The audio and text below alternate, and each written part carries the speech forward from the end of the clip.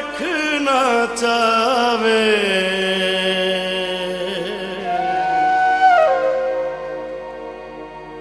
अपना हम नवा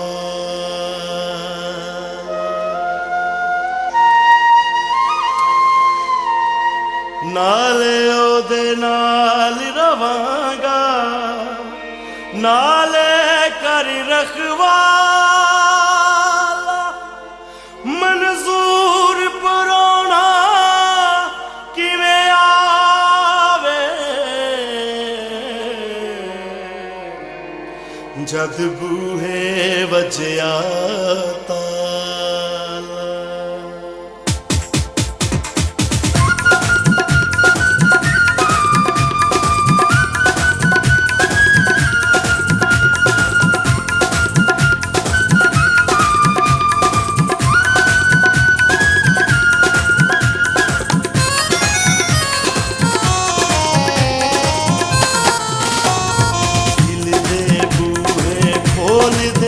यसू आना चाहता है, दिल दे बूहे खोल दे, यसू आना चाहता है,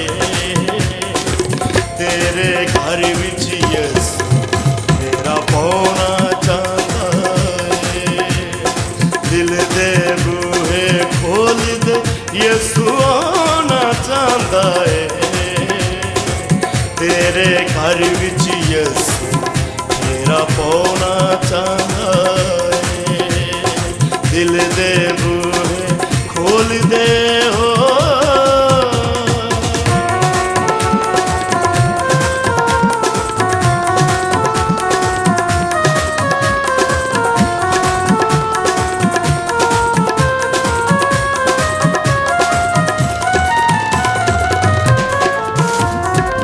छड़ दुनिया दिया खाशा ते मार मकाउंदियां ने, तेरे सफेद लिबास ए ते लीकां लाउंदियां ने।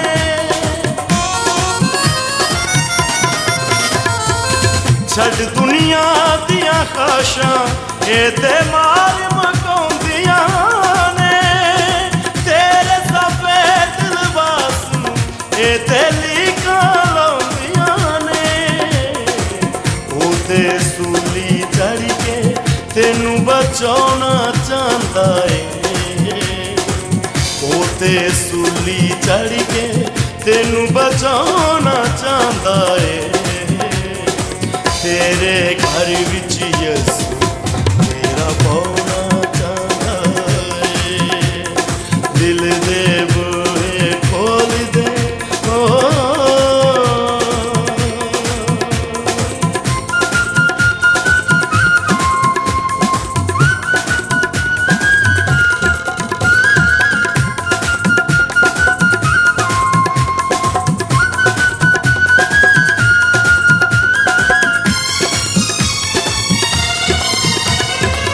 प्यार दी रीत अपना ले, पढ़ के हुक्म यसू दे तू, नफरत दी कंध ढा दे, आजा यसू दे दवारे तू।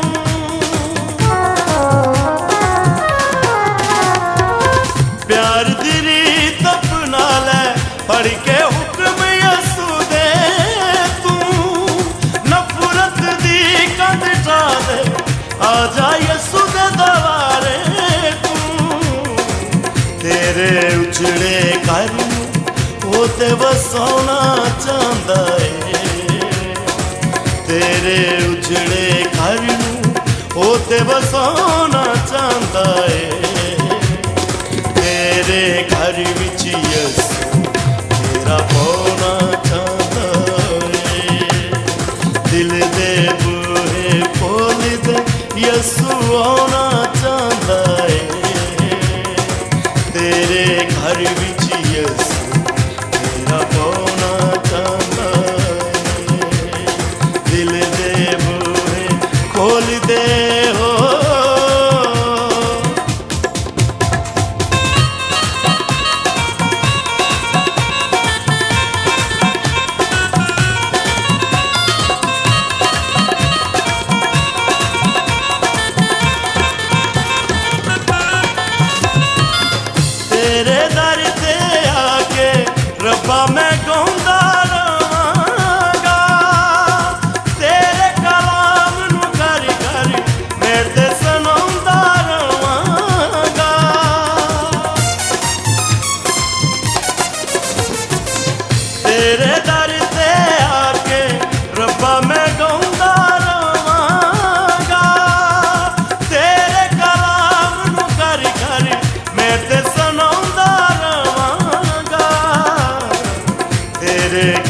ਕਦਮਾਂ 'ਚ ਆਰਫ ਸਿਰ ਨੂੰ ਝੁਕਾਉਣਾ ਚਾਹੁੰਦਾ ਏ, ਤੇਰੇ ਕਦਮਾਂ 'ਚ ਆਰਫ ਸਿਰ ਨੂੰ ਝੁਕਾਉਣਾ ਚਾਹੁੰਦਾ ਏ, ਤੇਰੇ ਘਰ ਵਿੱਚ ਯਿਸੂ ਮੇਰਾ ਪਾਉਣਾ ਚਾਹੁੰਦਾ ਏ, ਦਿਲ ਦੇ ਬੂਹੇ ਖੋਲ ਦੇ ਯਿਸੂ ਆਉਣਾ ਚਾਹੁੰਦਾ ਏ, ਦਿਲ ਦੇ ਬੂਹੇ ਖੋਲ ਦੇ ਯਿਸੂ ਆਉਣਾ ਚਾਹੁੰਦਾ ਏ, ਤੇਰੇ ਘਰ ਵਿੱਚ ਯਿਸੂ ਮੇਰਾ ਪਾਉਣਾ ਚਾਹੁੰਦਾ ਏ, ਦਿਲ ਦੇ ਬੂਹੇ ਖੋਲ ਦੇ ਯਿਸੂ ਆਉਣਾ ਚਾਹੁੰਦਾ ਏ, ਤੇਰੇ ਘਰ ਵਿੱਚ ਯਿਸੂ ਮੇਰਾ ਪਾਉਣਾ ਚਾਹੁੰਦਾ ਏ, ਮੇਰਾ ਪਾਉਣਾ ਚਾਹੁੰਦਾ ਏ, ਯਿਸੂ ਆਉਣਾ ਚਾਹੁੰਦਾ ਏ।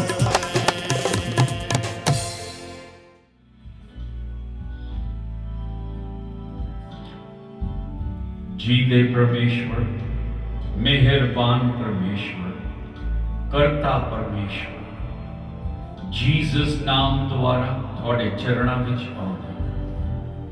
हे परमेश्वर, तुसी दयालु कृपालु परमेश्वर हो।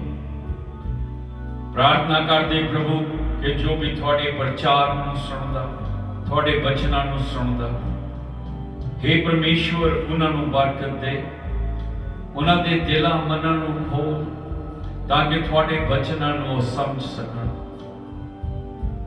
हे परमेश्वर उन्हां नूं प्रभु परमात्मा अपनी पवित्र आत्मा द्वारा छू।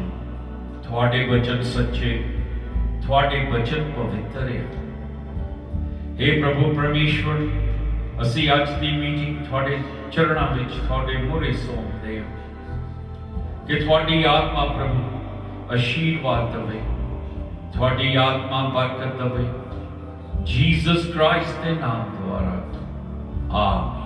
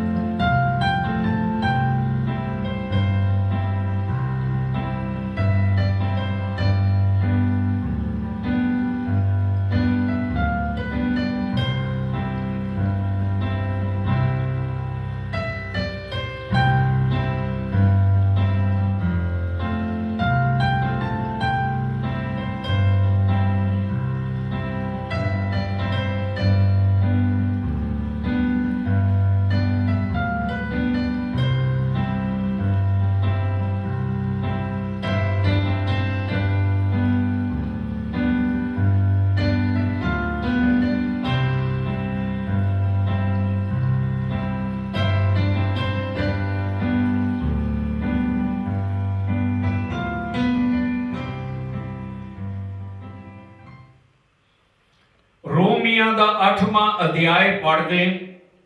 सो हुण ओ जेड़े यसु मसीह विच हन उन्हां ते कोई दोष नहीं, जो शरीर मुताबिक नहीं पर आत्मा दे मुताबिक चलते हाँ। सानू रब दे वचन दसदे आ कि असी जिन्हियां जीसस नूं मन्निया, जो असी जीसस विच आ, साडे उत्ते कोई दोष नहीं। परमेश्वर ने सानू बरी कर दिता, उसने साडे पापां नूं माफ कर दिता। इस करके हुण साडे उत्ते कोई दोष नहीं, ना रब दा क्रोध साडे उत्ते आ। असी कुदरती तौर ते पापी आ, साडे काम बुरे ते पापी आ। सानू जरूरत है कि कोई आके सानू बचावे, क्योंकि आदमी अपने आप पापां तो बच नहीं सकता, अपने आप वो पापां उत्ते जित प्राप्त नहीं कर सकता। पाप की ताकत बहुत है। महान आ पाप की ताकत, पर आदमी कमजोर आ। इस करके दुनिया वाल देखो, पाप राज कर रहा। लोकी पाप दे बस दे विच आ। लोकी जिन्ना मर्जी कोशिश करते पाप तो आजाद होने लई, पर वो आजाद हो नहीं सकते। इस करके सानू जरूरत है कि साडी मदद की जावे, कि कोई आन के इंसान नू बचावे जो पापां दे सागर दे विच डुब रहा है। पर असीं रब दा धन्नवाद करदे कि परमेश्वर ने सानू बचाण दे लई अपना पुत्र जीसस भेजिया, क्योंकि परमेश्वर नू पता सी कि आदमी नू ताकत दी लोड़ है, ताकि आदमी पापां दे उत्ते जित प्राप्त कर सके। ये ताकत आदमी विच नहीं, पर जरूरी है कि परमेश्वर आदमी नू वो ताकत दवे। तां जदों असीं कमजोर ते पापी सी, जीसस साडे लई क्रॉस ते मरदा। ਅਤੇ ਕੀ ਹੁੰਦਾ ਜਦੋਂ ਜੀਸਸ ਕ੍ਰਾਸ ਤੇ ਮਰਿਆ? ਉਸਨੇ ਸਾਡੇ ਪਾਪਾਂ ਨੂੰ ਆਪਣੇ ਉੱਤੇ ਉਠਾਇਆ, ਸਾਡੇ ਪਾਪਾਂ ਦੀ ਉਸਨੇ ਕੀਮਤ ਤਾਰੀ। ਅਤੇ ਕਿਉਂਕਿ ਅਸੀਂ ਜੀਸਸ ਦੇ ਨਾਮ ਤੇ ਵਿਸ਼ਵਾਸ ਕੀਤਾ, ਹੁਣ ਸਾਡੇ ਉੱਤੇ ਕੋਈ ਦੋਸ਼ ਨਹੀਂ ਆ। ਆਦਮੀ ਜਿਹੜਾ ਜੱਜ ਮੂਹਰੇ ਖੜਦਾ ਕਚਹਿਰੀ ਵਿੱਚ, ਅਤੇ ਆਦਮੀ ਦੇ ਕਈ ਦੋਸ਼ ਆ, ਜੱਜ ਦੇ ਮੂਹਰੇ ਉਹ ਦੋਸ਼ੀ ਆ, पर वकील ओदा केस लड़दा, अते वकील उस आदमी नू छुड़ांदा ते जज वकील दी गल सुनदा ते आदमी नू बरी कर दिंदा। उसे ही तरह परमेश्वर ने जीसस दे विच जो साडा वकील आ, सानू बरी करता, क्योंकि मैं कर्जा ला नहीं सी सकता, मेरी जगह जीसस ने कर्जा देता, मेरा कर्जा उन ला दिता। बाइबल की कहती है कि जीसस नू कर्जा देना पिया मैनू आजाद करन लई, मैनू माफ करन लई, कि उसने सानू खरीद लिया। किद्दां खरीदिया? सोने चांदी नाल नहीं, बल्कि अपने लहू दी कीमत दे के जीसस सानू खरीददा, अपने पुत धीआं बनांदा है। साडी आत्मिक जिंदगी उस समय शुरू हुंदी आ ਜਦੋਂ ਅਸੀਂ ਜੀਸਸ ਨੂੰ ਮੰਨਦੇ ਆ। ਉਸ ਸਮੇਂ ਅਸੀਂ ਨਵੀਂ ਜ਼ਿੰਦਗੀ ਬਿਨਾਂ ਦੋਸ਼ ਤੋਂ ਹਾਸਲ ਕਰਦੇ ਆ। ਜੀਸਸ ਵਿੱਚ ਸਾਰੇ ਦੋਸ਼ ਮੁੱਕ ਗਏ। ਰੱਬ ਨੇ ਮੈਨੂੰ ਬਰੀ ਕਰ ਦਿੱਤਾ, ਕਿਉਂਕਿ ਮੈਂ ਜੀਸਸ ਤੇ ਮੰਨਿਆ। ਜੀਸਸ ਨੇ ਮੇਰੇ ਪਾਪਾਂ ਦੀ ਕੀਮਤ ਲਾਹੀ, ਉਸਨੇ ਆਪਣਾ ਲਹੂ ਦਿੱਤਾ। ਤਾਂ ਰੱਬ ਦੇ ਮੋਹਰੇ ਹੁਣ ਮੈਂ ਨਿਰਦੋਸ਼ ਆ। ਲੋਕੀ ਚਾਹੇ ਮੇਰੀਆਂ ਗਲਤੀਆਂ ਨੂੰ ਚੇਤੇ ਕਰਨ, याद रखणगे ना कीता फलाना कीता, पर रब दे मोहरे असी बेदोष हैं, क्योंकि उसने साडे पाप माफ कर दिते। सो लोकी चाहे जिन्ना मर्जी साडे ते दोष लाण, पर रब दी हाजरी विच असी निर्दोष आ। का साडा संत पौल कहंदा कि ओ जेड़े जीसस विच आ उन्हां उत्ते कोई दोष नहीं है, क्योंकि रब ने उन्होंने माफ कर दिता। जिस समय पापी अपने पापों तो पछतांदा, मुक्ति लई जीसस विच भरोसा रखता है, उस टाइम ते असीं परमेश्वर दे हो जाते हैं। अपनी कोशिश नाल नहीं, परमेश्वर है जो साडे विच बदलाव लियांदा है। ओदी आत्मा जो परमेश्वर जीसस राही सानू दिंदा, पवित्र आत्मा, ओ सानू अंदरों बदलांदी आ। जबूर दे विच राजा डेविड कहंदा, परमेश्वर मेरे अंदर नवा दिल पैदा कर। इत्थे परमेश्वर पवित्र आत्मा द्वारा उन्होंने जेड़े जीसस नू मनदे आ, उन्होंने वो अंदरों बदलांदा आ। ये जड़ा बदलाव मेरी कोशिश नाल नहीं, बल्कि ओदी आत्मा जो मेरे अंदर ये बदलाव लियांदी आ। याद रखो जीसस ने की किया सी, कहंदा टाणी उत्ते फल नहीं लग सकते जब तक टाणी दरखत दे नाल या बेल दे नाल, अंगूरां दी बेल नाल ना होवे। उसी तरह जीसस कहंदा कि मेरे तो बिना तुसी कुछ कर नहीं सकते, कि जरूरी है कि असी जीसस विच रहिए, फिर सारे दोष चले गए। ਅਤੇ ਰੱਬ ਸਾਡੇ ਅੰਦਰ ਫਿਰ ਬਦਲਾਅ ਲੈ ਕੇ ਆਉਂਦਾ, ਸਾਡੇ ਦਿਲ ਨੂੰ, ਸਾਡੀਆਂ ਸੋਚਾਂ, ਸਾਡੇ ਵਿਚਾਰ, ਸਾਡੇ ਖਿਆਲਾਂ ਨੂੰ ਉਹ ਬਦਲਾਉਂਦਾ, ਕਿਉਂਕਿ ਹੁਣ ਉਹ ਸਾਡੇ ਅੰਦਰ ਰਹਿੰਦਾ, ਸਾਨੂੰ ਅੰਦਰੋਂ ਉਹ ਬਦਲਾਉਂਦਾ ਆ। ਜਿਹੜੇ ਦੋਸ਼ ਸਾਡੇ ਉੱਤੇ ਸੀ, ਸਾਡੇ ਪਿਛਲੇ ਪਾਪ ਜੀਸਸ ਕੋਲ ਆਉਣ ਤੋਂ ਪਹਿਲਾਂ ਜੋ ਅਸੀਂ ਕੀਤੇ ਸੀ, ਰੱਬ ਨੇ ਆਜ਼ਾਦ ਕਰ ਦਿੱਤੇ, ਕਿਉਂਕਿ ਉਹ ਸਾਰੇ ਹੀ ਪਾਪ ਉਸਨੇ ਸਾਫ਼ ਕਰ ਦਿੱਤੇ। ਪਾਪਾਂ ਨੂੰ ਉਸਨੇ ਮੇਰੀ ਆਤਮਾ ਨੂੰ ਉਸਨੇ ਧੋ ਦਿੱਤਾ। ਸੋ ਹੁਣ ਪਰਮੇਸ਼ਵਰ ਮੈਨੂੰ ਦੋਸ਼ੀ ਨਹੀਂ ਠਹਿਰਾਂਦਾ, ਨਾ ਮੇਰਾ ਦਿਲ ਮੈਨੂੰ ਦੋਸ਼ੀ ਠਹਿਰਾਂਦਾ, ਕਿਉਂਕਿ ਮੈਨੂੰ ਅੰਦਰੋਂ ਪਤਾ ਕਿ ਜੀਸਸ ਨੇ ਮੇਰੇ ਪਾਪ ਮਾਫ ਕਰ ਦਿੱਤੇ ਆ। ਸੋ ਨਾ ਰੱਬ ਮੈਨੂੰ ਦੋਸ਼ੀ ਠਹਿਰਾਂਦਾ, ਨਾ ਮੇਰੇ ਦਿਲ ਦੀ ਆਵਾਜ਼ ਮੈਨੂੰ ਦੋਸ਼ੀ ਠਹਿਰਾਂਦੀ। ਸ਼ੈਤਾਨ ਆ ਜੋ ਦੋਸ਼ੀ ਠਹਿਰਾਂਦਾ, ਸ਼ੈਤਾਨ ਆ ਜੋ ਬਾਰ-ਬਾਰ ਤੁਹਾਨੂੰ ਸੋਚਾ ਦਊਂਗਾ, ਖਿਆਲ ਦਊਂਗਾ, ਦੇਖਿਆ ਤੂੰ ਆਹ ਪਾਪ ਕੀਤਾ, ਰੱਬ ਨੇ ਮਾਫ ਨਹੀਂ ਕੀਤਾ, ਤੂੰ ਗਲਤੀਆਂ ਬਹੁਤ ਕੀਤੀਆਂ, ਰੱਬ ਨੇ ਤੈਨੂੰ ਮਾਫ ਨਹੀਂ ਕਰਨਾ, ਤੇਰੇ ਪਾਪ ਮਾਫ ਨਹੀਂ ਹੋਏ। ਇਹ ਦੋਸ਼ ਰੱਬ ਵੱਲੋਂ ਨਹੀਂ ਆਉਂਦਾ। ਸੰਤ ਕਹਿੰਦਾ ਕਿ ਤੁਸੀਂ ਬਰੀ ਕੀਤੇ ਗਏ ਆ। ਜੱਜ ਨੇ ਤੁਹਾਡੇ ਉੱਤੇ ਹੁਕਮ ਦਿੱਤਾ ਕਿ ਤੁਸੀਂ ਬਰੀ ਆ, ਪਰ ਫਿਰ ਵੀ ਤੁਹਾਡੇ ਉੱਤੇ ਉਂਗਲੀ ਕੋਈ ਲਾ ਰਿਹਾ। ਉਹ ਕੌਣ ਲਾ ਰਿਹਾ? ਸ਼ੈਤਾਨ। ਸ਼ੈਤਾਨ ਆ ਜਿਹੜਾ ਕਹਿੰਦਾ ਤੁਹਾਡੇ ਪਾਪ ਮਾਫ ਨਹੀਂ ਹੋਏ। ਸ਼ੈਤਾਨ ਜੋ ਸਾਡੀਆਂ ਸੋਚਾਂ ਦੇ ਵਿੱਚ ਸਾਨੂੰ ਕਹਿੰਦਾ ਤੂੰ ਫਲਾਣੇ ਕੰਮ ਕੀਤੇ, ਆਹ ਕੰਮ ਕੀਤੇ। ਸ਼ੈਤਾਨ ਸਾਰੇ ਹੀ ਪਾਪ ਜੋ ਅਸੀਂ ਕੀਤੇ ਸਾਨੂੰ ਚੇਤੇ ਕਰਾਉਂ। ਕੌਣ ਦੇਖਿਆ ਰੱਬ ਨੇ ਮਾਫ ਨਹੀਂ ਕੀਤਾ, ਪਰ ਬਾਈਬਲ ਵੱਲ ਦੇਖੋ, ਬਾਈਬਲ ਕਹਿੰਦੀ ਹਾਂ ਰੱਬ ਨੇ ਮਾਫ ਕੀਤਾ। ਬਾਈਬਲ ਕਹਿੰਦੀ ਕਿ ਜੇ ਅਸੀਂ ਆਪਣੇ ਪਾਪਾਂ ਦੀ ਮਾਫੀ ਮੰਗੀਏ, ਪਰਮੇਸ਼ਵਰ ਵਫਾਦਾਰ ਆ ਸਾਡੀਆਂ ਪਾਪਾਂ ਨੂੰ ਮਾਫ ਕਰਨ ਲਈ।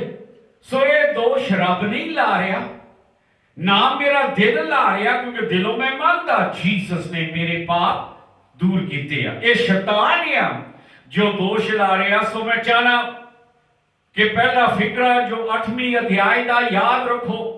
ਸਾਡਾ ਸੰਤ ਕਹਿੰਦਾ ਕਿ ਉਹ ਜਿਹੜੇ ਜੀਸਸ ਵਿੱਚ ਆ ਉਹਨਾਂ ਉੱਤੇ ਕੋਈ ਦੋਸ਼ ਨਹੀਂ। ਚਾਹੇ ਸ਼ੈਤਾਨ ਵੀ ਦੋਸ਼ ਲਾਵੇ, ਬੰਦੇ ਦੋਸ਼ ਲਾਣ, ਪਰ ਰੱਬ ਦੀ ਕਚਹਿਰੀ ਦੇ ਵਿੱਚ ਉਹ ਬੰਦਾ ਬਰੀ ਕੀਤਾ ਗਿਆ, ਉਹ ਬੰਦਾ ਛੁਡਾਇਆ ਗਿਆ ਪਾਪਾਂ ਦੇ ਬੰਧਨ ਤੋਂ। ਉਹਦੇ ਉੱਤੇ ਕੋਈ ਦੋਸ਼ ਨਹੀਂ, ਕਿਉਂਕਿ ਉਹ ਬਰੀ ਆ, ਆਜ਼ਾਦ ਆ ਅਤੇ ਰੱਬ ਦਾ ਭੇਜਾ ਆ। तीसरी है, तीसरी आयत पढ़ रहे, क्योंकि जीवन दे आत्मा दी शराह ने या हुक्मनामे ने यसू मसीह विच मैनू पाप अते मौत दी शराह तो छड़ा दिता, जो शराह तो ना हो सकिया।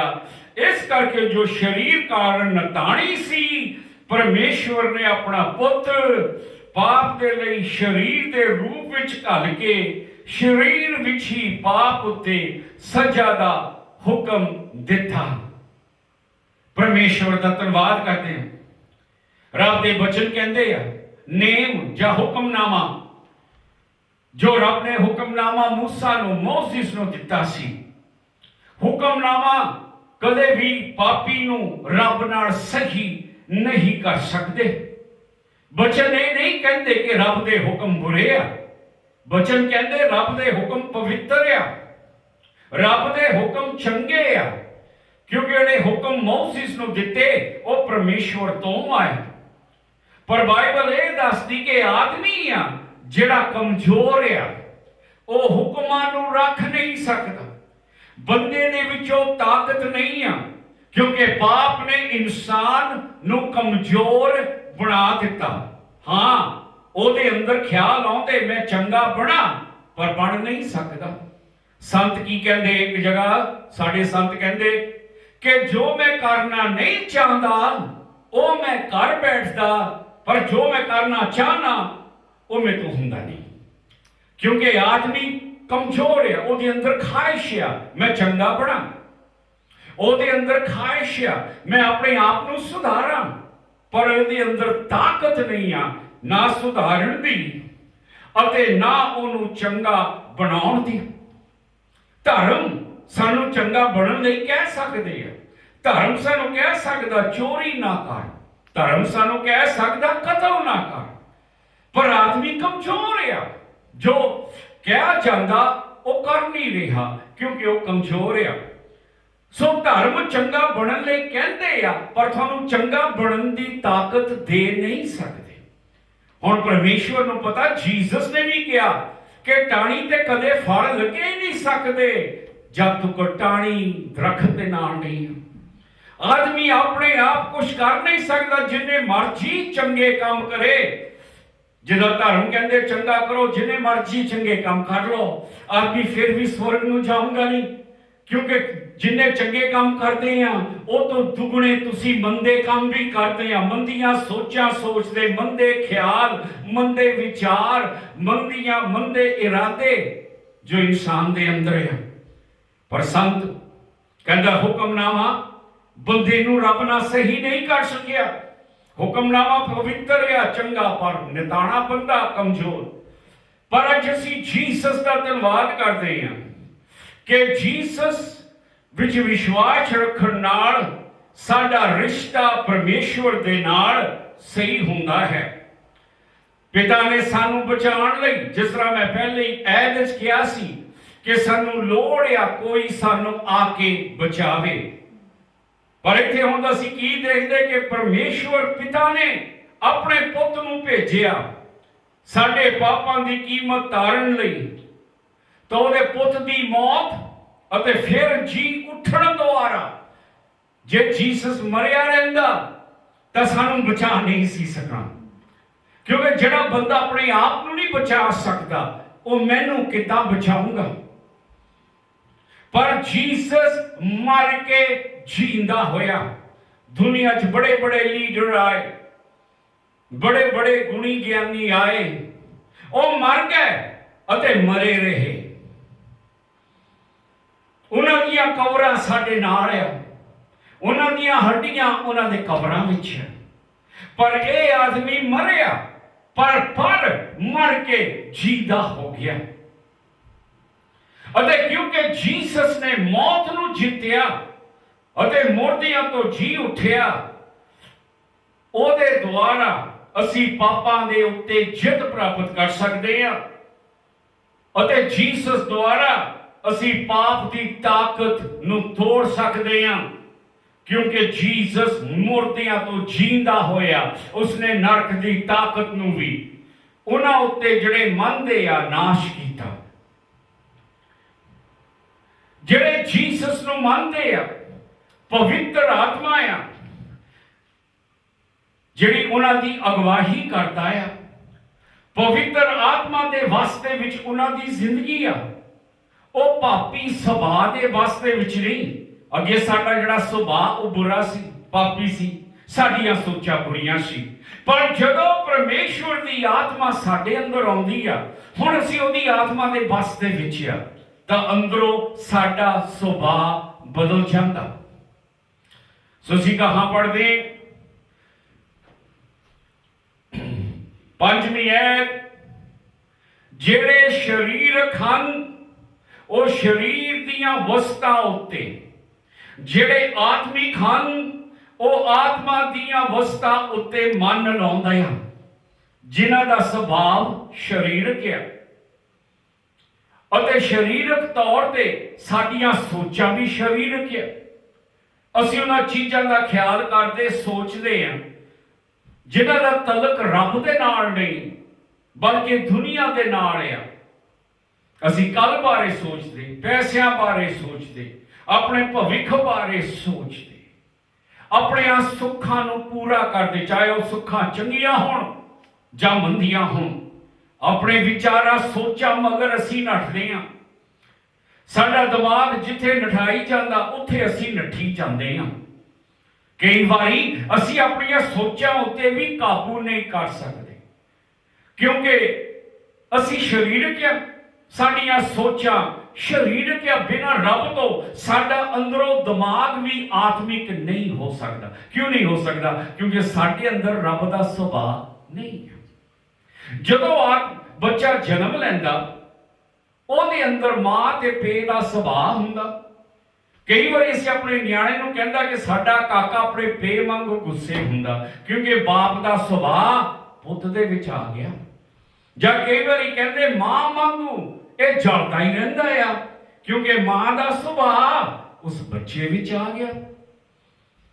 ਸਰੀਰਕ ਤੌਰ ਤੇ ਜੰਮੇ, ਸਰੀਰਕ ਮਾਂ-ਬਾਪ ਤੋਂ ਜੰਮੇ, ਸਾਡੀਆਂ ਸੋਚਾਂ ਸਰੀਰਕ ਅਤੇ ਪ੍ਰithvi ਦੀਆਂ, ਅਤੇ ਸਾਡੇ ਵਿਚਾਰ ਸਰੀਰਕ ਆ, ਪਰ ਮੈਂ ਆਤਮਿਕ ਕਿੱਦਾਂ ਬਣ ਸਕਦਾ? ਜਿਹੜਾ ਰੱਬ ਦਾ ਸੁਭਾਅ ਆ ਉਹ ਮੇਰੇ ਅੰਦਰ ਕਿੱਦਾਂ ਆ ਸਕਦਾ? ਤਾਂ ਜੀਸਸ ਕਹਿੰਦਾ ਜ਼ਰੂਰੀ ਆ ਕਿ ਰੱਬ ਦਾ ਸੁਭਾਅ, ਅਗਰ ਮੈਂ ਉਹਦਾ ਪੁੱਤ ਆ, ਉਹਦਾ ਸੁਭਾਅ ਮੇਰੇ ਅੰਦਰ ਹੋਣਾ ਚਾਹੀਦਾ। ਕਈ ਧਰਮ ਦੇ ਲੋਕ ਕਹਿੰਦੇ ਜੀ ਆਪਣੇ ਅੰਦਰ ਦੇਖੋ, ਰੱਬ ਤੁਹਾਡੇ ਅੰਦਰ ਹੀ ਰਹਿੰਦਾ, ਅੰਦਰ ਝਾਤੀ ਮਾਰੋ। ਇੱਕ ਮਿੰਟ ਅੰਦਰ ਝਾਤੀ ਮਾਰੋ, ਕਿਆ ਤੁਹਾਨੂੰ ਰੱਬ ਦਿਸਦਾ? ਨਹੀਂ। ਕੀ ਦਿਸਦਾ? ਈਰਖਾ, ਨਫ਼ਰਤ, ਜਲਣ, ਲੜਾਈ ਝਗੜੇ, ਗਾਲਾਂ, ਬੇਅਦਬੀ, ਬਦਨਾਮੀ, ਇਹ ਸਾਰੇ ਗੁਨਾਹ ਤੁਹਾਨੂੰ ਅੰਦਰ ਦਿਸਣਗੇ। ਤਾਂ ਜਦ ਤੁਸੀਂ ਅੰਦਰ ਦੇਖਦੇ ਤੁਹਾਨੂੰ ਰੱਬ ਨਹੀਂ ਦਿਸੂਗਾ। ਕਾਹਦੇ ਲਈ? ਕਿਉਂਕਿ ਤੁਹਾਡੇ ਅੰਦਰੋਂ ਸੁਭਾਅ ਸਰੀਰਕ ਆ, ਅਤੇ ਉਹਨਾਂ ਚਿਰ ਤੁਸੀਂ ਉਸ ਹਨੇਰੇ ਵਿੱਚ ਆ ਜਿੰਨਾ ਚਿਰ ਸਰੀਰਕ ਸੁਭਾਅ ਤੁਹਾਡੇ ਉੱਤੇ ਰਾਜ ਕਰਦਾ। ਇਹ ਜ਼ਰੂਰੀ ਆ ਕਿ ਪਰਮੇਸ਼ਵਰ ਹੁਣ ਸਾਡੇ ਅੰਦਰ ਆਵੇ। ਤਾਂ ਜਦੋਂ ਰੱਬ ਸਾਡੇ ਅੰਦਰ ਆਉਂਦਾ, ਫਿਰ ਸਾਡੇ ਅੰਦਰ ਰੱਬ ਦਾ ਸੁਭਾਅ ਵੀ ਆਉਂਦਾ ਸੀ, ਉਹਦੇ ਵਰਗੇ ਹੋ ਜਾਂਦੇ, ਉਹਦੀਆਂ ਆਦਤਾਂ ਸਾਡੀਆਂ ਬਣ ਜਾਂਦੀਆਂ, ਕਿਉਂਕਿ ਹੁਣ ਉਹ ਸਾਡੇ ਅੰਦਰ ਆ। ਜਦੋਂ ਧਰਮ ਕਹਿੰਦੇ ਕਿ ਬੰਦੇ ਦੇ ਵਿੱਚ ਰੱਬ ਵਸਦਾ, ਬੰਦੇ ਦੇ ਕੰਮ ਦੇਖੋ, ਕਿਆ ਰੱਬ ਦੇ ਕੰਮ ਆ ਕਿ ਸ਼ੈਤਾਨ ਦੇ ਕੰਮ ਆ?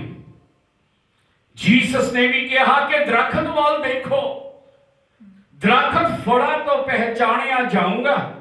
ਚੰਗਾ ਦਰਖਤ ਚੰਗੇ ਫਲ ਦਊਗਾ, ਅਤੇ ਮੰਦਾ ਦਰਖਤ ਹਮੇਸ਼ਾ ਮੰਦੇ ਫਲ ਦਊਗਾ।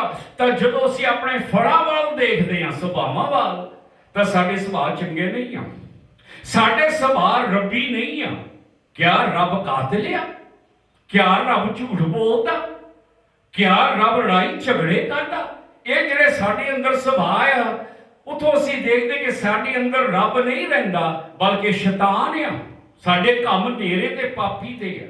ਸੰਤ ਕੀ ਕਹਿੰਦਾ ਪੰਜਵੀਂ ਐ, ਫਿਰ ਤੂੰ ਜਿਹੜੇ ਸਰੀਰਕ ਹਨ ਉਹ ਸਰੀਰ ਦੀਆਂ ਵਸਤਾਂ ਉੱਤੇ ਹੈ, ਜਿਹੜੇ ਆਤਮਿਕ ਹਨ ਉਹ ਆਤਮਾ ਦੀਆਂ ਵਸਤਾਂ ਉੱਤੇ ਮਨ ਲਾਉਂਦੇ, ਜਿਨ੍ਹਾਂ ਵਿੱਚ ਰੱਬ ਦੀ ਆਤਮਾ, ਜਿਹੜੇ ਜੀਸਸ ਕੋਲ ਆਏ, ਜਿਨ੍ਹਾਂ ਦੇ ਪਾਪ ਧੋਤੇ ਗਏ, ਉਹ ਜਿਹੜੇ ਨਿਰਦੋਸ਼ ਆ, ਜਿਨ੍ਹਾਂ ਨੂੰ ਰੱਬ ਨੇ ਨਿਰਦੋਸ਼ ਸਾਬਿਤ ਕਰ ਦਿੱਤਾ, ਜਿਨ੍ਹਾਂ ਦੇ ਅੰਦਰ ਉਹਦੀ ਆਤਮਾ ਵਸਦੀ ਆ, ਉਹ ਹੁਣ ਆਤਮਿਕ ਗੱਲਾਂ ਉੱਤੇ ਆਪਣਾ ਦਿਲ ਲਾਣਗੇ। ਉਹਨਾਂ ਦੀਆਂ ਸੋਚਾਂ ਆਤਮਿਕ ਹੋਣਗੀਆਂ, ਉਹਨਾਂ ਦੇ ਖਿਆਲ ਚੰਗੇ ਹੋਣਗੇ, ਉਹਨਾਂ ਦੇ ਇਰਾਦੇ ਪਵਿੱਤਰ ਹੋਣਗੇ, ਕਿਉਂਕਿ ਹੁਣ ਉਹਨਾਂ ਦੇ ਅੰਦਰ ਰੱਬ ਦਾ ਸੁਭਾਅ ਆ, ਕਿਉਂਕਿ ਹੁਣ ਰੱਬ ਉਹਨਾਂ ਦੇ ਅੰਦਰ ਆ ਤੇ ਉਹਨੇ ਆਪਣੀਆਂ ਜ਼ਿੰਦਗੀਆਂ ਪਰਮੇਸ਼ਵਰ ਨੂੰ ਦਿੱਤੀਆਂ।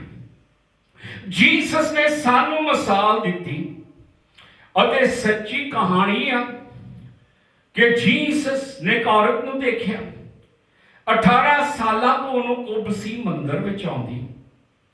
ਉਹ 30 ਮਹੀਨੇ 18 ਸਾਲਾਂ ਤੱਕ ਚੰਗੀ ਤਰ੍ਹਾਂ ਚੰਦ ਸੂਰਜ ਨੂੰ ਵੀ ਨਹੀਂ ਦੇਖਿਆ, ਕਿਉਂਕਿ ਉਹ ਦੋਹਰੀ ਹੋਈ ਸੀ ਅਤੇ ਉਹਦੀ ਟੂਹੀ ਪਿੱਛੋਂ ਡਿੱਗੀ ਸੀ। ਉਹ ਸਿਰਫ ਜ਼ਮੀਨ ਦੇ ਸਕਦੀ ਸੀ, ਧਰਤੀ ਦੇਖ ਸਕਦੀ ਸੀ, ਆਪਣੀਆਂ ਨਜ਼ਰਾਂ ਉੱਤੇ ਨਹੀਂ ਸੀ ਉਠਾ ਸਕਦੀਆਂ, ਕਿਉਂਕਿ ਉਹ ਬਹੁਤ ਬੁਰਾ ਕੁੱਬ ਪਿਆ ਸੀ। ਜੀਸਸ ਉਸ ਔਰਤ ਉੱਤੇ ਤਰਸ ਕਰਦਾ। ਉਹ ਮੰਦਰ ਚ ਆਉਂਦੀ ਆ, ਪਰ ਉਹ ਠੀਕ ਨਹੀਂ ਹੋਈ, ਕਿਉਂਕਿ ਧਰਮ ਸਾਨੂੰ ਬਚਾ ਨਹੀਂ ਸਕਦੇ। ਚੰਗਾ ਬਣਨ ਲਈ ਕਹਿ ਸਕਦੇ ਆ, ਉਹ ਬਚਾ ਨਹੀਂ ਸਕਦੇ। ਜੀਸਸ ਉਸ ਔਰਤ ਕੋਲ ਆਏ ਅਤੇ ਉਸਨੇ ਕੁੱਬ ਦੀ ਆਤਮਾ ਨੂੰ ਸਰਾਪ ਦਿੱਤਾ। ਸ਼ੈਤਾਨ ਨੂੰ ਕਿਹਾ, ਸ਼ੈਤਾਨ ਛੱਡ ਇਸ ਔਰਤ ਦੇ ਕੁੱਬ ਨੂੰ। ਤਾਂ ਬਾਈਬਲ ਦੱਸਦੀ ਕਿ ਔਰਤ ਦਾ ਕੁੱਬ ਦੂਰ ਚਲੇ ਗਿਆ, ਐਨ ਸਿੱਧੀ ਖੜੀ ਹੋਈ। ਹੁਣ ਪਹਿਲੀ ਵਾਰੀ ਉਹ ਅਸਮਾਨ ਵੱਲ ਦੇਖ ਸਕਦੀ, ਪਹਿਲੀ ਵਾਰੀ ਉਹ ਤਾਰਿਆਂ, ਸੂਰਜ, ਚੰਦ ਵੱਲ ਦੇਖ ਸਕਦੀ, ਕਿਉਂਕਿ ਹੁਣ ਉਹ ਆਜ਼ਾਦ ਕੀਤੀ ਗਈ ਆ, ਕਿਉਂਕਿ ਜੀਸਸ ਨੇ ਹੁਕਮ ਦਿੱਤਾ। ਉਸੇ ਤਰ੍ਹਾਂ ਸ਼ੈਤਾਨ ਨੇ ਸਾਡੇ ਉੱਤੇ ਕੁੱਬ ਪਾਇਆ, ਪਾਪਾਂ ਦਾ ਭਾਰ ਸਾਡੇ ਉੱਤੇ। ਅਸੀਂ ਸਿਰਫ ਕੀ ਦੇਖਦੇ? ਜ਼ਮੀਨ। ਸਾਡੀਆਂ ਸੋਚਾਂ ਸਰੀਰਕ ਆ, ਸਾਡੇ ਵਿਚਾਰ ਸਰੀਰਕ ਆ, ਸਾਨੂੰ ਕੱਲੀ ਜ਼ਮੀਨ ਹੀ ਦਿਸ ਰਹੀ ਆ। ਪਰ ਜੀਸਸ ਦੇ ਵਿੱਚ ਅਸੀਂ ਆਜ਼ਾਦ ਹੋ ਸਕਦੇ ਹਾਂ। ਤਾਂ ਜਦੋਂ ਦੀ ਆਤਮਾ ਆਉਂਦੀ ਸਾਡਾ ਕੁੱਬ ਚਲ ਜਾਂਦਾ, ਫਿਰ ਅਸੀਂ ਪਰਮੇਸ਼ਵਰ ਨੂੰ ਦੇਖ ਸਕਦੇ ਹਾਂ, ਪਰਮੇਸ਼ਵਰ ਦੀ ਕੁਦਰਤ ਨੂੰ ਦੇਖ ਸਕਦੇ ਹਾਂ, ਪਰਮੇਸ਼ਵਰ ਬਾਰੇ ਸਮਝ ਸਕਦੇ ਹਾਂ। ਹੁਣ ਸਾਡੀਆਂ ਸੋਚਾਂ ਵੀ ਬਦਲ ਗਈਆਂ, ਸਾਡੇ ਵਿਚਾਰ ਵੀ ਬਦਲ ਗਏ, ਕਿਉਂਕਿ ਹੁਣ ਸਾਡੇ ਵਿੱਚ ਪਰਮੇਸ਼ਵਰ ਦਾ ਸੁਭਾਅ ਆਇਆ। ਛੇਵੀਂ ਐਤ, ਕਿਉਂਕਿ ਸਰੀਰਕ ਮਨਸਾ ਮੌਤ ਆ, ਆਤਮਿਕ ਮਨਸਾ ਜੀਵਨ ਤੇ ਸ਼ਾਂਤੀ ਆ। ਅਗਰ ਆਦਮੀ ਦੇ ਵਿੱਚ ਸਰੀਰਕ ਸੁਭਾਅ ਆ ਤਾਂ ਉਹ ਆਦਮੀ ਰੱਬ ਨੂੰ ਨਹੀਂ ਦੇਖੂਗਾ, ਬਲਕਿ ਉਹ ਆਦਮੀ ਮੌਤ ਨੂੰ ਦੇਖੂਗਾ। ਜਦੋਂ ਆਦਮੀ ਮਰਦਾ, ਆਪਾਂ ਸਾਰੇ ਕਹਿੰਦੇ ਜੀ ਉਹ ਸਵਰਗ ਨੂੰ ਚਲੇ ਗਿਆ, ਉਹ ਸਵਰਗਵਾਸੀ ਹੋ ਗਿਆ। ਤੁਸੀਂ ਕਦੇ ਕਿਸੇ ਨੂੰ ਇਹ ਕਹਿੰਦਾ ਨਹੀਂ ਦੇਖੋਗੇ ਉਹ ਆਦਮੀ ਨਰਕਵਾਸੀ ਹੋਇਆ ਜਾਂ ਨਰਕ ਨੂੰ ਚਲੇ ਗਿਆ। ਸਾਰੇ ਸਵਰਗ ਨੂੰ ਜਾ ਰਹੇ, ਸ਼ਰਾਬੀ ਵੀ ਜਾ ਰਹੇ ਆ, ਜਿਹੜਾ ਲੁੱਟਪੁਣਾ ਕਰਦੇ ਉਹ ਵੀ ਸਵਰਗ ਨੂੰ ਜਾ ਰਹੇ ਆ, ਜਿਹੜੇ ਜੂਹਾ ਖੇਲਦੇ ਉਹ ਵੀ ਸਾਰੇ ਸਵਰਗ ਨੂੰ ਜਾ ਰਹੇ ਆ ਲੋਕਾਂ ਦੇ ਮੁਤਾਬਿਕ।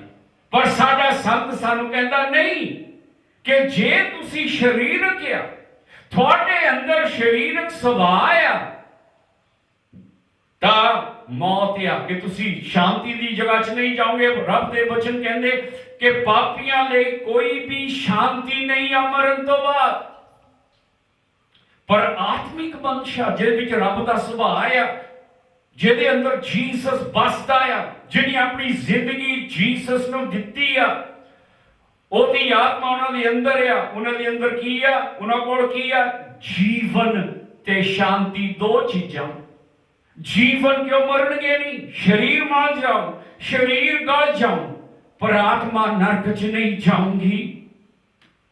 ਆਤਮਾ ਪਰਮੇਸ਼ਵਰ ਦੇ ਕੋਲ ਹੋਊਗੀ, ਉਹਦੇ ਹੱਥਾਂ ਦੇ ਵਿੱਚ, ਕਿਉਂਕਿ ਰੱਬ ਸਰੀਰ ਦੇ ਵਿੱਚ ਦਿਲਚਸਪੀ ਨਹੀਂ ਲੈਂਦਾ। ਸਰੀਰ ਨੇ ਖਤਮ ਹੋਣਾ ਆ, ਉਹਦੀ ਦਿਲਚਸਪੀ ਤੁਹਾਡੀ ਆਤਮਾ ਦੇ ਵਿੱਚ ਹੈ। ਜੀਸਸ ਸਰੀਰ ਨੂੰ ਬਚਾਉਣ ਨਹੀਂ ਆਏ, ਉਹ ਆਤਮਾ ਨੂੰ ਬਚਾਉਣ ਆਏ, ਤੁਹਾਡੀ ਆਤਮਾ ਨੂੰ। ਸੋ ਇਹਦੇ ਸੰਤ ਕੀ ਕਹਿੰਦਾ? ਦੋ ਚੀਜ਼ਾਂ, ਕਿ ਜਿਹੜੇ ਆਤਮਿਕ ਜ਼ਿੰਦਗੀ ਗੁਜ਼ਾਰਦੇ ਆ, ਰੱਬ ਦੀ ਆਤਮਾ ਮੁਤਾਬਿਕ ਚੱਲਦੇ, ਉਹਨਾਂ ਕੋਲ ਜ਼ਿੰਦਗੀ ਆ, ਅਮਰ ਜ਼ਿੰਦਗੀ, ਅਤੇ ਨਾਲ ਸ਼ਾਂਤੀ ਆ। ਉਹਨਾਂ ਦਾ ਰਿਸ਼ਤਾ ਪਰਮੇਸ਼ਵਰ ਦੇ ਨਾਲ ਸ਼ਾਂਤੀ ਵਿੱਚ ਆ, ਤੇ ਮਰਨ ਤੋਂ ਬਾਅਦ ਉਹ ਸ਼ਾਂਤੀ ਦੇਖਣਗੇ, ਸ਼ਾਂਤੀ ਦੀ ਜਗ੍ਹਾ ਦੇ ਵਿੱਚ ਉਹ ਜਾਣਗੇ। 7ਵੀਂ ਐਤ ਪੜ੍ਹ ਕੇ ਦੇਖੋ ਕਿ ਸਾਨੂੰ ਦੱਸਦੀ ਆ ਕਿ ਸਾਡੀ ਹਾਲ ਬਿਨਾਂ ਜੀਸਸ ਤੋਂ ਕਿੰਨਾ ਬੁਰਾ ਆ, ਸਾਡਾ ਹਾਲ ਬਿਨਾਂ ਜੀਸਸ ਤੋਂ ਕਿੰਨਾ ਮਾੜਾ ਆ, ਕਿ ਅਸੀਂ ਭੁਲੇਖਿਆਂ ਦੇ ਵਿੱਚ ਆ। ਅਸੀਂ ਸੋਚਦੇ ਅਸੀਂ ਰੱਬ ਦੇ ਦੋਸਤ ਆ, ਪਰ ਅਸੀਂ ਉਹਦੇ ਦੁਸ਼ਮਣ ਆ। 7ਵੀਂ ਐਤ ਕੀ ਕਹਿੰਦੀ ਆ? ਇਸ ਲਈ ਕੀ ਕਹਿੰਦੀ ਆ? ਇਸ ਲਈ ਜੋ ਸਰੀਰਕ ਮਨਸ਼ਾ ਪਰਮੇਸ਼ਵਰ ਨਾਲ ਬੈਰ ਆ, ਚਾਹੇ ਤੁਸੀਂ ਵਰਤ ਰੱਖੋ, ਪ੍ਰਾਰਥਨਾਵਾਂ ਕਰੋ, ਰੱਬ ਰੱਬ ਕਰੋ, ਪਰ ਰੱਬ ਦੇ ਬਚਨ ਕਹਿੰਦੇ ਜੇ ਤੁਹਾਡੇ ਅੰਦਰ ਸਰੀਰਕ ਸੁਭਾਅ ਆ, ਜੇ ਤੁਸੀਂ ਦੁਨੀਆ ਦੀ ਚਾਲ ਚੱਲਦੇ ਆ, ਜੇ ਤੁਹਾਡੇ ਵਿਚਾਰ, ਤੁਹਾਡੇ ਇਰਾਦੇ, ਤੁਹਾਡੀਆਂ ਮਨਸਾਵਾਂ ਬੁਰੀਆਂ ਆ, ਤਾਂ ਉਹ ਕਹਿੰਦਾ ਤੁਸੀਂ ਰੱਬ ਦੇ ਦੋਸਤ ਨਹੀਂ, ਰੱਬ ਦੇ ਦੁਸ਼ਮਣ ਆ। ਕਿ ਜਿੰਨਾ ਚਿਰ ਤੁਸੀਂ ਸਰੀਰ ਮੁਤਾਬਿਕ ਚੱਲਦੇ ਹੋ, ਸਰੀਰ ਦੇ ਇਰਾਦਿਆਂ ਨੂੰ ਪੂਰਾ ਕਰਦੇ ਹੋ, ਉਹਨਾਂ ਚਿਰ ਚਾਹੇ ਤੁਸੀਂ ਚਰਚ ਨੂੰ ਜਾਓ, ਜਿੱਥੇ ਮਰਜ਼ੀ ਜਾਓ, ਤੁਸੀਂ ਰੱਬ ਦੇ ਦੁਸ਼ਮਣ ਆ। ਰੱਬ ਨੂੰ ਜਾਣਦੇ ਹੋਏ ਵੀ ਉਹਦੇ ਦੁਸ਼ਮਣ ਆ, ਰੱਬ ਦੀ ਪੂਜਾ ਕਰਦੇ ਹੋਏ ਵੀ ਉਹਦੇ ਦੁਸ਼ਮਣ ਆ, ਰੱਬ ਦਾ ਨਾਮ ਲੈਂਦੇ ਹੋਏ ਵੀ ਤੁਸੀਂ ਉਹਦੇ ਦੁਸ਼ਮਣ ਆ, ਕਿਉਂਕਿ ਤੁਸੀਂ ਹਜੇ ਸਰੀਰ ਦੇ ਵਿੱਚ ਆ। ਫਿਰ ਤੂੰ ਕੀ ਲਿਖਿਆ? ਇਸ ਲਈ ਸਾਡਾ ਸੰਤ ਕਹਿੰਦਾ ਜੋ ਸਰੀਰਕ ਮਨਸ਼ਾ ਪਰਮੇਸ਼ਵਰ ਨਾਲ ਬੈਰ ਆ, ਭੁਲੇਖਿਆਂ ਵਿੱਚ ਨਾ ਪਿਓ। ਕਿ ਮੈਂ ਦਿਲਚਸਪੀ ਨਹੀਂ ਲੈਂਦਾ ਕਿ ਤੁਹਾਡੇ ਪਾਸਟਰ ਸਾਹਿਬ ਤੁਹਾਨੂੰ ਕੀ ਕਹਿੰਦੇ ਆ, ਜਾਂ ਹੋਰ ਕੋਈ ਕੀ ਕਹਿੰਦਾ। ਮੈਨੂੰ ਦਿਲਚਸਪੀ ਆ ਰੱਬ ਦੇ ਬਚਨ ਕੀ ਕਹਿੰਦੇ ਆ। ਨਿਆਂ ਵਾਲੇ ਦਿਨ ਨਾ ਪਾਸਟਰਾਂ ਨੇ ਮੇਰਾ ਨਿਆਂ ਕਰਨਾ, ਮੇਰਾ ਨਿਆਂ ਕਰਨਾ ਰੱਬ ਦੇ ਬਚਨਾਂ ਨੇ। ਜੀਸਸ ਨੇ ਕੀ ਕਿਹਾ ਕਿ ਜਿਹੜੇ ਬਚਨ ਮੈਂ ਕਹੇ ਆ ਉਹੀ ਬਚਨ ਤੁਹਾਡਾ ਨਿਆਂ ਕਰਨਗੇ। ਸੋ ਇੱਥੇ ਰੱਬ ਦੇ ਬਚਨ ਆ, ਤੁਸੀਂ ਆਪ ਪੜ੍ਹ ਸਕਦੇ ਹੋ, ਇਹ ਮੇਰੀਆਂ ਗੱਲਾਂ ਨਹੀਂ ਆ, ਇੱਥੇ ਲਿਖਿਆ ਆ। ਉਹਦੇ ਬਚਨਾਂ ਦੇ ਵਿੱਚ ਮੈਨੂੰ ਯਕੀਨ ਆ ਕਿਉਂਕਿ ਜੀਸਸ ਦੇ ਬਚਨ ਸੱਚੇ ਆ।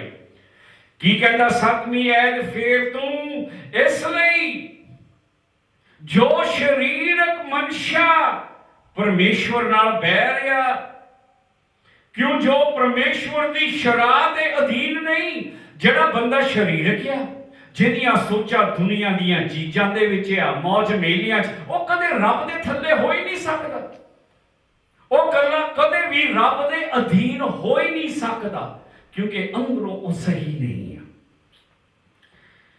ਕੀ ਕਹਿੰਦਾ ਉਹ ਪਰਮੇਸ਼ਵਰ ਨੂੰ ਕਦੇ ਵੀ ਕਹਿੰਦਾ ਖੁਸ਼ ਨਹੀਂ ਕਰ ਸਕਦਾ।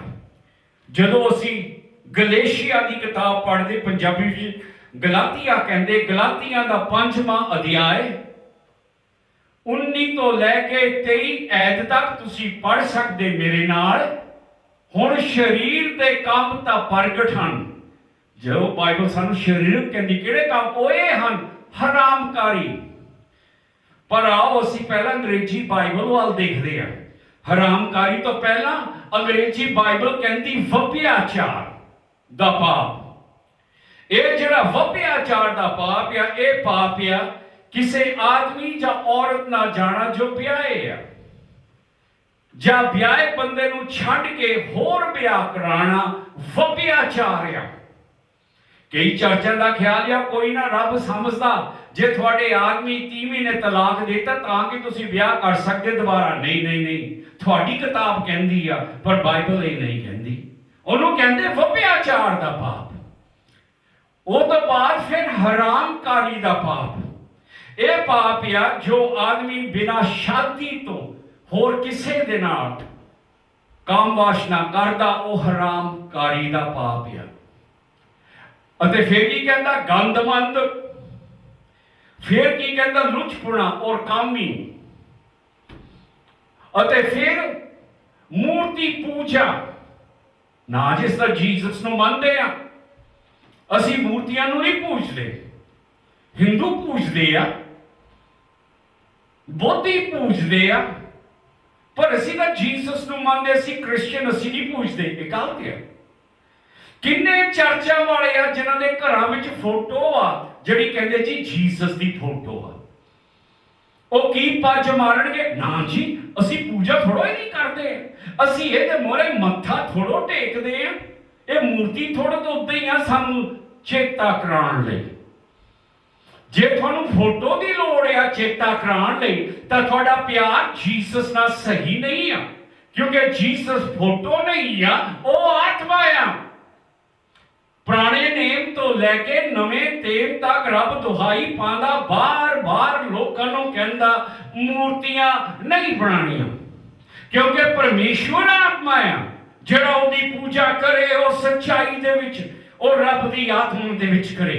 ਸੋ ਮੂਰਤੀ ਪੂਜਾ, ਕਈ ਜਿਹੜੇ ਜੀਸਸ ਨੂੰ ਮੰਨਦੇ ਆ, ਉਹਨਾਂ ਦੇ ਘਰਾਂ ਵਿੱਚ ਤੁਹਾਨੂੰ ਫੋਟੋਆਂ ਦਿਸਣਗੀਆਂ ਜੀਸਸ ਦੀਆਂ, ਚਾਹੇ ਮੱਥਾ ਨਹੀਂ ਵੀ ਟੇਕਦੇ, ਪਰ ਰੱਬ ਦੇ ਮੋਹਰੇ ਉਹ ਮੂਰਤੀ ਆ। ਬਾਈਬਲ ਕਹਿੰਦੀ ਤੁਸੀਂ ਰੱਬ ਨੂੰ ਛਾਪ ਵੀ ਨਹੀਂ ਸਕਦੇ। ਕਈਆਂ ਨੇ ਕ੍ਰਾਸ ਪਾਏ ਹੁੰਦੇ ਜਿਹਦੇ ਉੱਤੇ ਜੀਸਸ ਦੀ ਮੂਰਤੀ ਬਣੀ ਹੁੰਦੀ, ਉਹ ਵੀ ਪਾਪ ਆ। ਸੋ ਇਹ ਬਾਈਬਲ ਕੀ ਕਹਿੰਦੀ ਆ? ਮੂਰਤੀ ਪੂਜਾ। ਅਤੇ ਤੀਸਰੀ ਅਸਲੀ ਮੂਰਤੀ ਪੂਜਾ ਇੱਕ ਹੋਰ ਵੀ ਆ। ਉਹ ਕਿਹੜੀ ਆ? ਜਿਹੜੀ ਵੀ ਚੀਜ਼ ਤੁਹਾਡੇ ਤੇ ਰੱਬ ਦੇ ਵਿਚਾਲੇ ਖੜੀ ਆ, ਉਹ ਮੂਰਤੀ ਆ। ਅਗਰ ਟੈਲੀਵਿਜ਼ਨ ਤੁਹਾਡੇ ਤੇ ਰੱਬ ਦੇ ਵਿਚਾਲੇ ਖੜਾ, ਅਗਰ ਤੁਸੀਂ ਪਹਿਲਾਂ ਘਰ ਬੈਠੇ ਟੈਲੀ ਦੇਖੀ ਜਾਂਦੇ ਤਾਂ ਚਰਚ 'ਚ ਨਹੀਂ ਆਉਂਦੇ, ਉਹ ਟੈਲੀ ਤੁਹਾਡਾ ਰੱਬ ਬਣ ਗਿਆ। ਜਿਹੜੀ ਵੀ ਚੀਜ਼ ਤੁਹਾਡੇ ਤੇ ਰੱਬ ਦੇ ਵਿਚਾਲੇ ਆਉਂਦੀ, ਉਹ ਮੂਰਤੀ ਆ, ਕਿਉਂਕਿ ਤੁਸੀਂ ਉਹ ਚੀਜ਼ ਮੋਰੇ ਨਿਭੇ। ਕਈ ਜੀਸਸ ਨਾਲੋਂ ਜ਼ਿਆਦਾ ਫਿਲਮ ਸਟਾਰਾਂ ਨੂੰ ਪਿਆਰ ਕਰਦੇ ਆ, ਪੌਪ ਸਟਾਰਾਂ ਨੂੰ ਪਿਆਰ ਕਰਦੇ। ਕਹਿੰਦੇ ਕ੍ਰਿਸਚੀਅਨ ਉਹਨਾਂ ਦੇ ਘਰ ਭਰੇ ਹੁੰਦੇ ਫਿਲਮ ਸਟਾਰਾਂ। ਇਹ ਜੀਸਸ ਦੇ ਕੰਮ ਨਹੀਂ, ਇਹ ਮੂਰਤੀ ਪੂਜਾ। ਉਹ ਫਿਲਮ ਸਟਾਰ ਹੁਣ ਤੁਹਾਡਾ ਦੇਵਤਾ ਬਣ ਗਿਆ। ਉਹ ਫਿਲਮ ਸਟਾਰ ਨਹੀਂ, ਤੁਹਾਡੀ ਦੇਵੀ ਬਣ ਗਈ। ਮੂਰਤੀ ਪੂਜਾ। ਫਿਰ ਕੀ ਕਹਿੰਦੀ ਆ? ਜਾਦੂਗਰੀ। ਚੇਲਿਆਂ ਕੋਲ ਜਾਣਾ, ਜਾਦੂ ਟੂਣਾ ਕਰਨਾ। ਤੌਬਾ ਤੌਬਾ, ਅਸੀਂ ਨਹੀਂ ਜਾਂਦੇ। ਕਿਆ ਤੁਸੀਂ ਰਾਸ਼ੀਆਂ ਦੇਖਦੇ ਆ? ਕਿਆ ਤੁਸੀਂ ਅਖਬਾਰ ਖੋਲ ਕੇ ਆਪਣੀਆਂ ਰਾਸ਼ੀਆਂ, ਜਿਹਨੂੰ ਸਟਾਰਸ ਕਹਿੰਦੇ ਇੰਗਲਿਸ਼, ਤੁਸੀਂ ਦੇਖਦੇ ਆ? ਉਹ ਵੀ ਜਾਦੂਗਰੀ ਚ ਹੁੰਦੀ ਹੈ। ਕਿਆ ਤੁਸੀਂ ਪੰਡਤ ਸਾਹਿਬ ਕੋਲ ਜਾ ਕੇ ਆਪਣੇ ਹੱਥ ਦਿਖਾਉਂਦੇ ਆ? ਉਹ ਵੀ ਜਾਦੂਗਰੀ ਦੇ ਵਿੱਚ ਆਉਂਦੀ ਹੈ। ਵੈਰ, ਝਗੜੇ, ਵੈਰ ਦਾ ਇੱਥੇ ਅੰਗਰੇਜ਼ੀ ਬਾਈਬਲ ਸਾਨੂੰ ਕਹਿੰਦੀ ਆ ਨਫ਼ਰਤ ਕਰਨੀ, ਝਗੜੇ, ਵਿਰੋਧ ਕਰਨੇ। ਫਿਰ ਕੀ ਲਿਖਿਆ ਆ? ਝਗੜੇ, ਵਿਰੋਧ, ਝਗੜੇ, ਈਰਖਾ, ਕ੍ਰੋਧ, ਗੁੱਸਾ, ਅਤੇ ਫਿਰ ਫੁੱਟ। ਇਹ ਫੁੱਟ ਕੇ ਜਿਹੜਾ ਫੁੱਟ ਆ, ਇਹਦਾ ਮਤਲਬ ਮੁਕਾਬਲਾ, ਜਿਹਨੂੰ ਹਸਦ ਕਹਿੰਦੇ ਆ, ਉਹ ਹੈ ਮੁਕਾਬਲਾ ਕਰਨਾ, ਲੋਕਾਂ ਦੇ ਖਿਲਾਫ, ਦੇਸ਼ ਦੇ ਖਿਲਾਫ ਉੱਠਣਾ। ਤੋਂ ਬਾਅਦ ਅਸੀਂ ਕੀ ਕਹਿੰਦੇ? ਬਿਦਅਤਾਂ। ਅਤੇ ਜਿਹੜੀਆਂ ਬਿਦਅਤਾਂ ਆ, ਇਹ ਬਿਦਅਤਾਂ ਚ ਬਾਈਬਲ ਦੇ ਮੁਤਾਬਿਕ ਆ ਧਰਮ ਵਿਰੋਧੀ। ਅੰਗਰੇਜ਼ੀ ਚ ਉਹਨੂੰ ਕਹਿੰਦੇ ਹੈਰੇਸੀ। ਇਹ ਬਿਦਅਤਾਂ ਦਾ ਮਤਲਬ ਉਹ ਚੀਜ਼ਾਂ ਨੂੰ ਮੰਨਣਾ, ਕਰਨੀਆਂ ਜਾਂ ਕਹਿਣੀਆਂ ਜਿਹੜੀਆਂ ਸੱਚੀਆਂ ਨਹੀਂ ਆ, ਪਰ ਰੱਬ ਦੇ ਖਿਲਾਫ ਹੈ। ਮਿਸਾਲ ਦੇ ਤੌਰ ਤੇ ਲੋਕੀ ਕਹਿੰਦੇ ਜੀਸਸ 25 ਦਸੰਬਰ ਨੂੰ ਪੈਦਾ ਹੋਇਆ, ਅਤੇ ਬਾਈਬਲ ਮੁਤਾਬਿਕ ਇਹ ਬਿਦਅਤਾਂ ਦਾ ਪਾਪ ਆ, ਇਹ ਹੈਗਾ ਧਰਮ ਵਿਰੋਧੀ। ਤੁਸੀਂ ਉਹ ਚੀਜ਼ ਨੂੰ ਮੰਨਦੇ ਜੋ ਸਹੀ ਨਹੀਂ ਹੈ। ਸੋ ਕਿਸੇ ਚੀਜ਼ ਨੂੰ ਮੰਨਣਾ ਜੋ ਰੱਬ ਬਾਰੇ ਆ ਪਰ ਸਹੀ ਨਹੀਂ ਆ, ਉਸ ਪਾਪ ਦੇ ਵਿੱਚ ਆਉਂਦੀ ਬਿਦਅਤਾਂ, ਜਾਂ ਉਹਦਾ ਮਤਲਬ ਧਰਮ ਵਿਰੋਧੀ। ਉਹ ਕੰਮ ਕਰਨੇ ਜਿਹੜੇ ਜੀਸਸ ਦੇ ਵਿਰੁੱਧ ਆ, ਉਹ ਕੰਮ ਨੂੰ ਮੰਨਣਾ, ਉਹ ਸਿੱਖਿਆ ਨੂੰ ਮੰਨਣਾ ਜੋ ਜੀਸਸ ਦੇ ਵਿਰੁੱਧ ਆ, ਉਹ ਹੈਗਾ ਬਿਦਅਤਾਂ ਦਾ ਪਾਪ।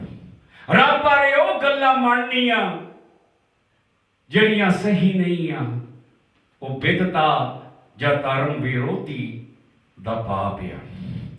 ਈਰਖਾ, ਫਿਰ ਕਹਾਂਗੇ ਖਾਰ, ਨਸ਼ੇ, ਸ਼ਰਾਬੀ ਹੋਣਾ, ਬਦਮਸਤੀਆਂ।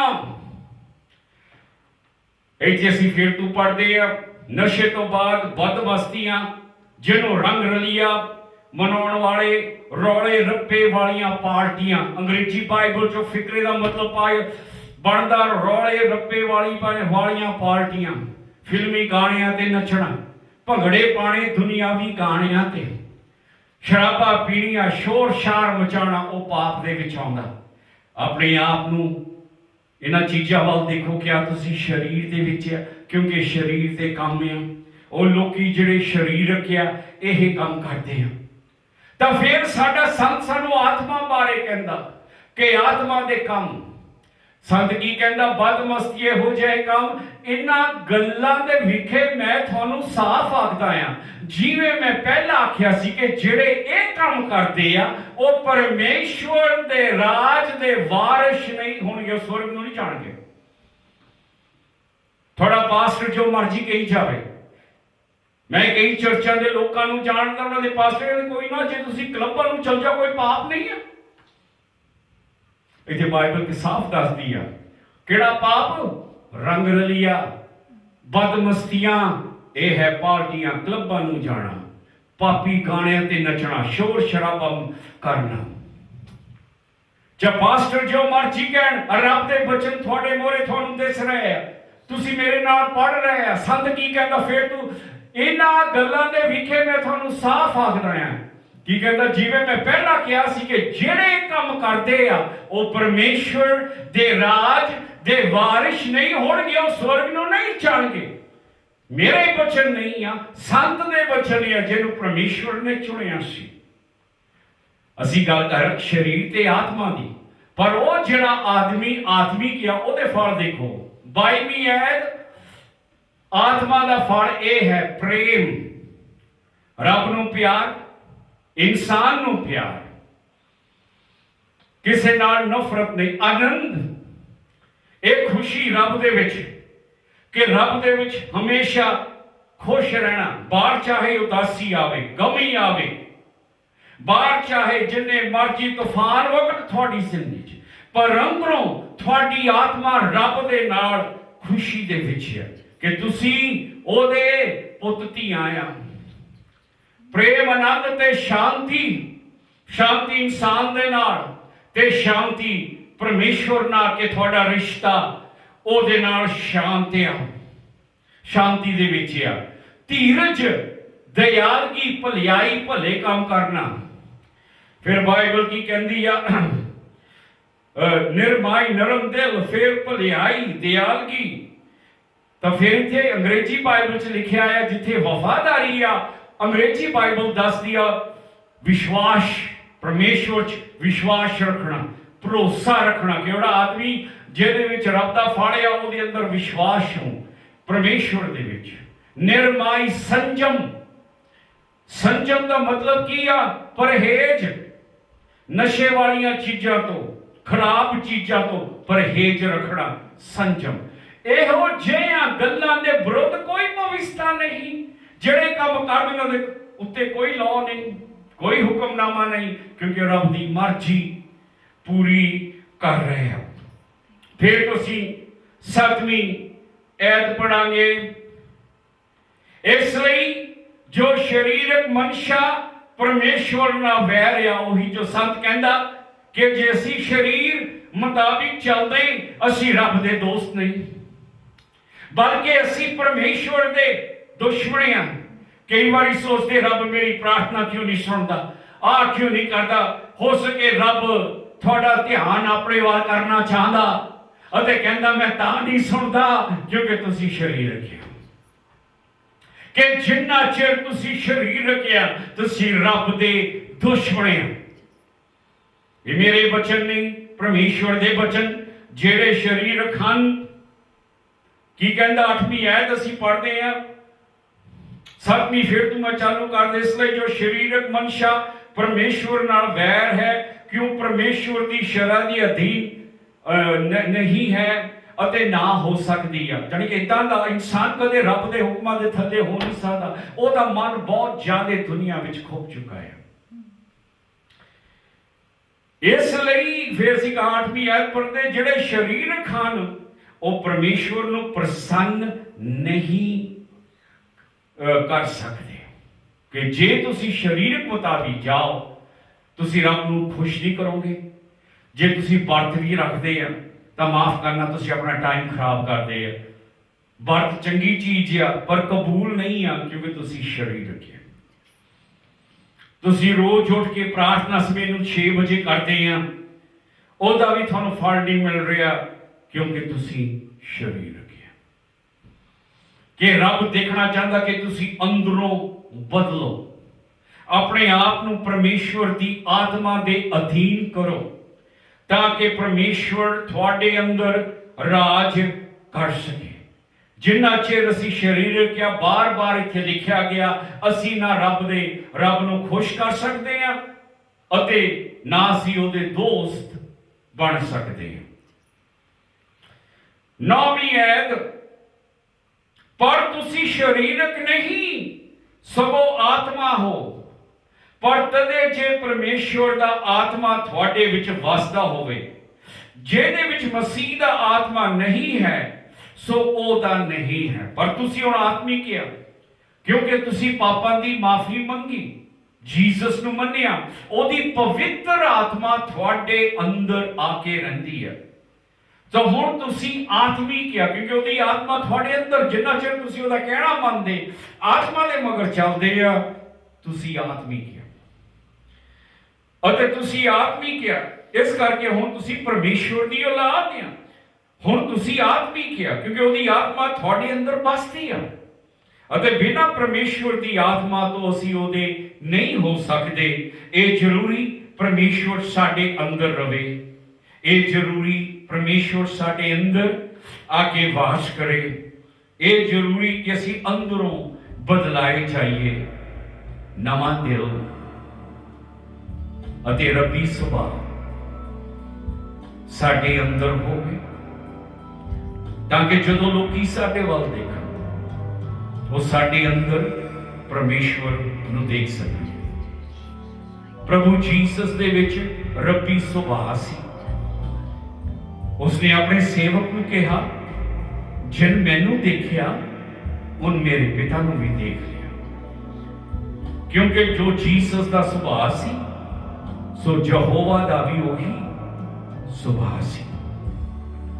हे परमेश्वर, अज असीं तुहाडे चरणा च आए। परमेश्वर अपनी पवित्र आत्मा सानू दे, ताकि साडे अंदर रब दा सुभाव आवे, ताकि साडियां आदतां, साडियां सोचां, साडियां विचार परमेश्वर वर्गे हों, कि सानू आत्मिक बना। जीसस तुहाडे बचनां नूं असीं सुणिया तां मन्निया कि तुसीं परमेश्वर दे बेटे हैं, जो नेरी दुनिया विच अपनी लोह लैके आए। थोड़ी रोशनी नेरियां विच चमकी। प्रभु मैं भी नेरे विच सी, पर थोड़ी लोह मेरे नेरे विच चमकी, ते मैं जानिया कि तुसी परमेश्वर दे रूप हो, परमेश्वर दे बेटे हो, कि असीं यकीन कीता। अज तुसी अपनियां जिंदगियां जीसस नूं दिओ, अपने आप नूं पवित्र आत्मा दे अधीन करो, परमेश्वर की मर्जी दे अधीन करो, ताकि परमेश्वर अते परमेश्वर की आत्मा थोड़ी जिंदगी विच राज करे। ते जदों परमेश्वर राज करे, उदों थोड़ी जिंदगी च पूरी लोह चमके, नेरा रहूना। उदों तुसी परमेश्वर की मर्जी विच चलो, तो ओदी मर्जी विच जीवो, ओदी मर्जी विच मरो। संत कहता, चाहे मैं जीवां या मरा, मैं ओदा है। सो चाहे असीं जीए या मरीए, असीं ओदे होइए।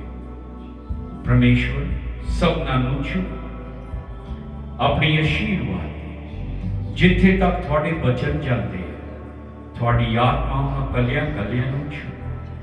शांति बख्शे जीसस नाम विच, आमीन। साडे पिता जो स्वर्ग विच हो, तुहाडा नाम पवित्र मनिया जाए, तुहाडा राज आवे, तुहाडे हुक्मां ते चलिया जाए, जमीन ते जिस तरह स्वर्ग विच है। परमेश्वर सानू अज दा खाना दो, साडे पापां नूं माफ करो, असीं सारियां नूं माफ कर दे जिन्नी साडे खिलाफ पाप कीते। सानू परीक्षा विच पैण तो बचाओ, बुराइयां तो बचाओ। तुहाडा है राज, महिमा ते शक्ति साडे प्रभु जीसस द्वारा। पिता यहोवा, ओदा बेटा जीसस, पवित्र आत्मा की शक्ति, शांति, आशीर्वाद तुहाडे ते, तुहाडे परिवार ते होवे। प्रभु तुहानू अपने हत्थां विच रखे, जीसस नाम द्वारा, आमीन।